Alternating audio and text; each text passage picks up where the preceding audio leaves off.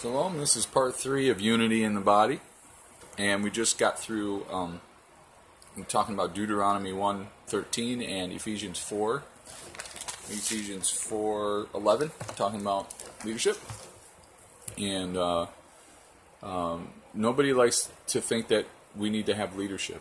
And let's continue on with that. We definitely need to have leadership, good leadership, not bad leadership, good leadership.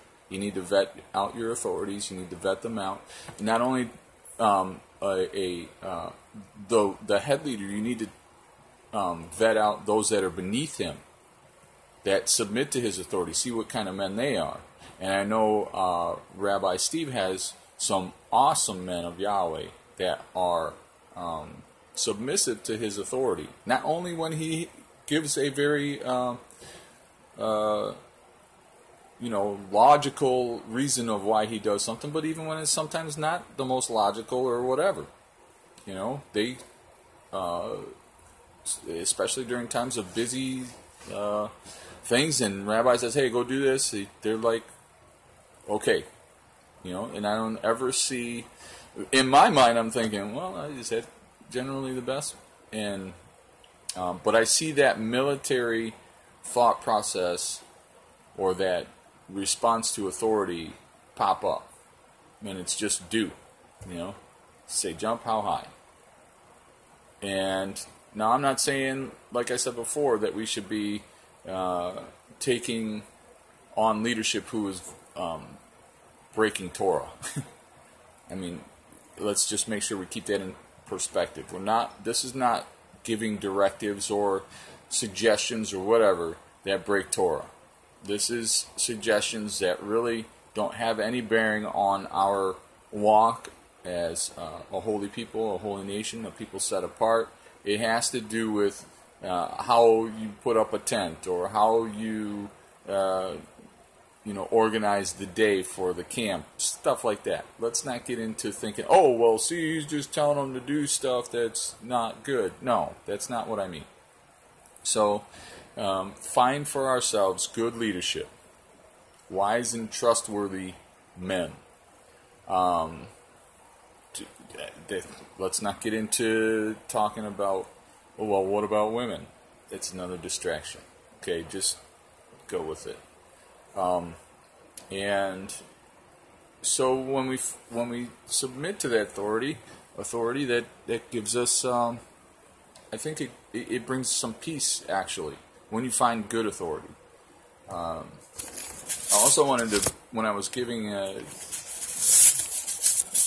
examples of if you think you're not under authority, now let's put these in our general walk of life and things that happen in the world. Let's put lack of, if there was no leadership, let's put that into some perspective for a minute. Okay. Now, you think about your job, where you're at, and you go into work in the morning and nobody wants to take charge. Everybody wants to say they're on the same sheet of music, and we're all going to do this together. We're not going to have any leadership. How is your day going to go? Try it at your home. Let the kids, you as a parent, just stay at home and tell your kids, go do whatever you want. There's no leadership in this home anymore. Now, some of you may be thinking, that's just stupid. Kids can't handle that. Well, we're kids. We're all kids. We're learning to mature, but we're all kids. Especially when it comes to Torah coming out of where we were in mainstream Christianity. I'm a kid. I've only been doing this maybe 7, 8 years. And I'm a slow learner. I'm a slow learner. So, we're all kids. And Abba is going to appoint good prophets. Now, that doesn't mean these guys who are fortune tellers. These are good people that are speak Yahweh's word with authority to prepare us for where we got to go next. All right, so now as individuals, we've learned to come out of, or we've learned the truth, or we've come out of the world, and we're trying to enter into His kingdom. So now it's up to us to make the choice to find good leaders that are teaching His word and speaking His word with authority. And then we prayerfully we learn to submit to that authority and not go being tossed about by every wind and doctrine.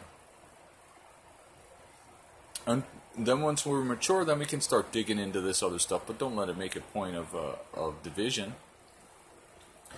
So, parents, if you think, those of you that are adults think that you don't need to have authority, go ahead and let your children do what you want to do, and you'll get exactly what the world is doing today.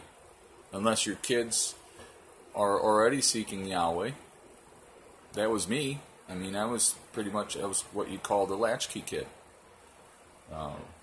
But I can remember from the time I was 5 that I was seeking after God. I didn't know his name then. So let's take it another step further. How about in the military? You get a bunch of new civilian kids, 18, 19, let's go all the way up to 30.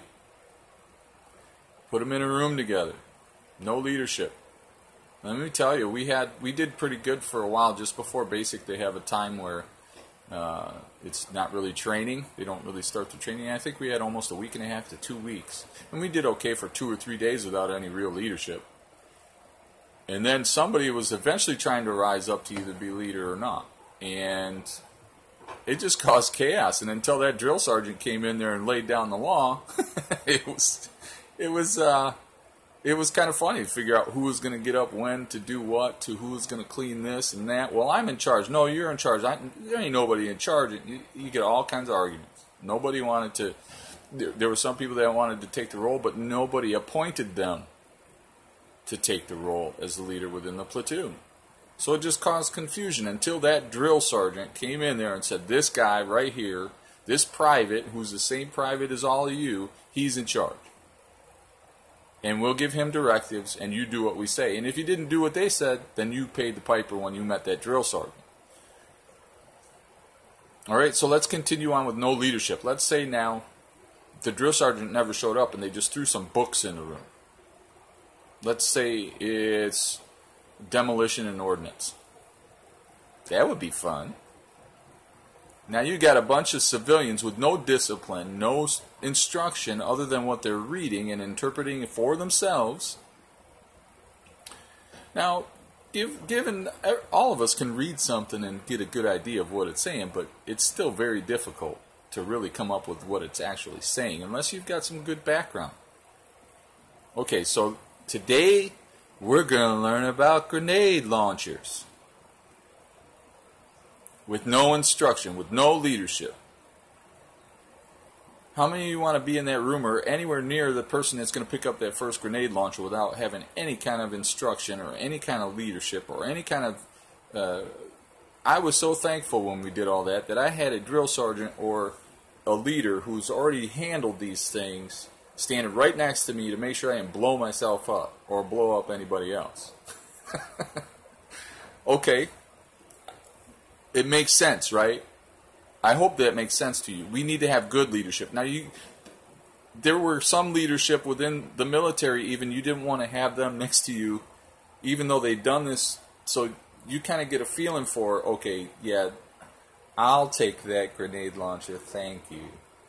Is there anybody else? You know, that kind of thing. But you still got to be very careful how you do that. But anyway, you get my point. I'm just being kind of funny. Now let's take it to in my job now. I work in an emergency room. And let's say somebody comes in, they're having chest pain. And nobody wants to be the leader. Nobody wants to take responsibility. The doctor's nowhere to be found. It's just the nurses. And they're all new graduates. Those of you who are in the medical field, you know how dangerous that can be. Okay? Some are going to be running around pulling their hair out. Some are going to be like, well, I think it should be this or whatever. It's just going to be confusion. Confusion. And the patient, if they're still awake, is going to be like, oh my goodness. Why didn't you take me to this other hospital? And I think that's the way the world looks at us as a body of who we claim to be. They're looking at us going, oh my goodness, there's no way I want to be part of that because it's just another form of confusion when it comes to all the stuff that's dividing us. Now, that's for us who are not leadership, and I'm not I'm not anywhere near a place to even consider myself as a leader. So it's not about me trying to convince you that I should be leading you. Not at all. I will direct you to my rabbi. I've seen the fruit of him personally. I've seen the fruit of his family, his kids. I've seen the fruit of his leadership. I've seen the vision of where he's going, learning to walk together to serve the body more appropriately, and that's paraphrased. I've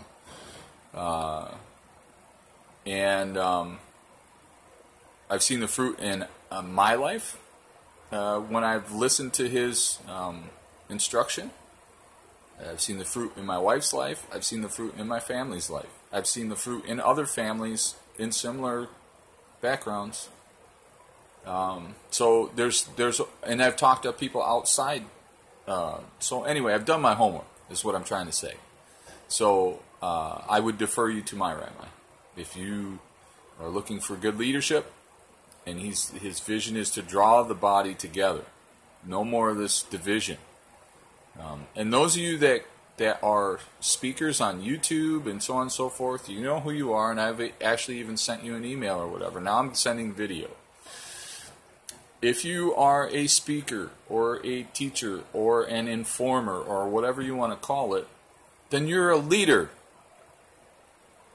You are an authority or a leader or something over somebody. Somebody is following you. Somebody is listening to you. Somebody is looking up to you as for guidance.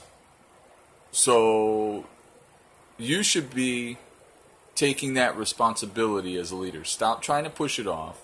And if you're not willing to be that leader, and some of you are in that position, you're really good leaders. And I'm not going to name any names, but there's some really good leaders out there that speak against leadership.